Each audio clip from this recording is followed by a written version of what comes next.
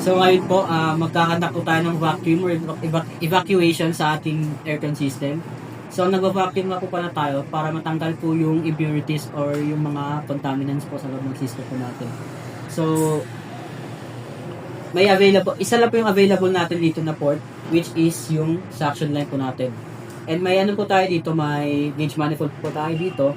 And since suction line po yung available po sa atin, gagamitin po natin is yung low side po natin. And yung low side po natin is yung po yung ikakabit natin sa ating suction port.